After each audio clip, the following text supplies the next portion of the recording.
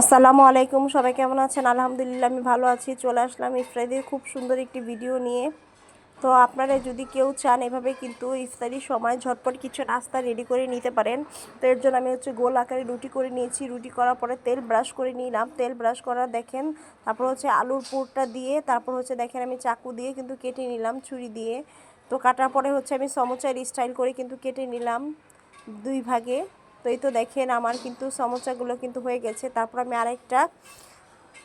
আরেকটা জিনিস রেডি করছি, সেটা গোল আকারে রুটি করে নিলাম। রুটি করার পরে রুটিটা করার পরে আমি চারকোনাচা করে কেটে নিব। চারকোনাচা করে কেটে দেখেন শেপ করে নিলাম। তারপর তেল ব্রাশ করে নিলাম। তেল ব্রাশ করে নেওয়ার পরে কিন্তু তার মধ্যে আমি আলুর যে পুরটা সেটা কিন্তু একটু চিকন লেয়ার করে দিলাম। চিকন লেয়ার করে দিয়ে আমি পুরোটা ডোরে কিন্তু পেঁচিয়ে নিলাম। পেঁচিয়ে নেওয়া আমি অল্প কিছু খালি রেখেছিলাম, সেটার মধ্যে আমি চাকু দিয়ে কিন্তু কেটে খুব সুন্দর একটা ডিজাইন করে নিলাম। তারপর আমি দুই সাইডটা আমি খুব সুন্দর করে কিন্তু মিলিয়ে দিব। এই তো হয়ে গেল আমার আরেকটা। তারপর আরেকটা আইটেম দেখাবো। তারপর আবার রুটি গোল আকারে করে নিলাম। তো একদিন আমি খুব সুন্দর করে অনেকগুলো আইটেম করে নিলাম, যাতে আপনারা বুঝতে পারেন আমি অল্প অল্প করে আপনি সবগুলো কিন্তু করে নিলাম। তারপর আরেকটা, এটা আমি রুটিটা বেলে তারপর দুই ভাঁজ করে নিলাম। নেওয়ার পরে কিন্তু সেই যে দেখিয়েছিলাম যে সমোচা, তো এটা আরেকটু বড় করে সমোচা করে নিলাম। এই তো দেখেন খুব বড় বড় করে সমোচা করে নিলাম। তো সবার কেমন লেগেছে আমার এই সমোচাগুলো সবাই কমেন্ট করে কিন্তু জানাবেন। তো এই তো দেখেন আমার কিন্তু হয়ে গেছে। আমি সাইডটা একটু হাত দিয়ে একটু চেপে দিলাম, যাতে আলুর যে পুরটা ছিল ওটা যাতে বের না হয়।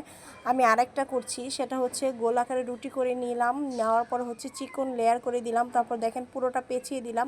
পেঁচিয়ে দেওয়ার পরে কিন্তু আমি ছোট ছোট দেখেন স্লাইস করে কেটে নিলাম।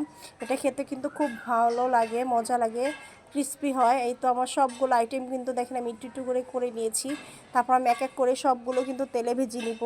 তো এই তো দেখেন আমি সবগুলো আইটেমই অল্প অল্প করে করেছি, যাতে আপনাদের বোঝানোর জন্য।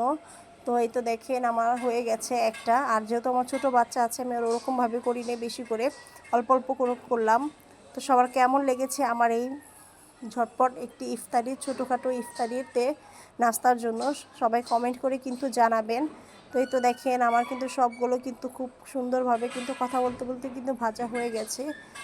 তো এই তো দেখেন আমি এখন ছোট যে চামচাগুলো ছিল ওগুলো ভেজে নিচ্ছি। তো ওগুলো কিন্তু ভাজা আমার বাদামি কালার কিন্তু হয়ে গেছে।